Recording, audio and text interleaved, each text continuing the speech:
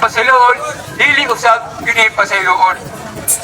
So, ang kagahuma ni Kristo sa pagpasaylog sa lahat, before siya misaka ngadto sa langit, ibili o gihatag ang maong kagahuman sa pagpasaylo sa ngadto sa mga apostoles. Bisan kinsa nga sala ay inyong ipasaylo kini. Bisan kinsa nga sala nga ninyong pasol, dili usab kini pasayloon. Mo nang ikatulo na tong sakramento, Sacrament of Reconciliation, si Kristo kay mo nagtukod niani, yang gibili ngadto sa simbahan. Una ang pangutana nga mga apostolis man to sila, brad. Kunya nangamatay na mga apostolis. Mudito na ta sa Ginoo.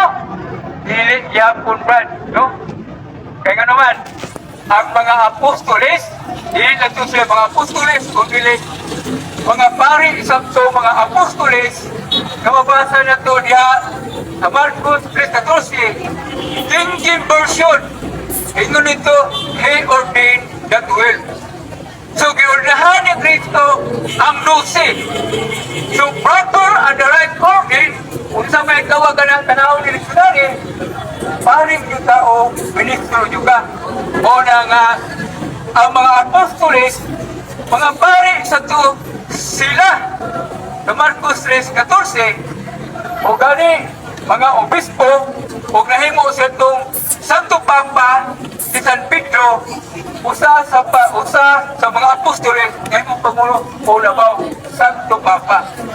So, ang pangutana, dapat ay mabasa o masabot ng mga apostoles, mga pare sa sila, Marcos 3:14.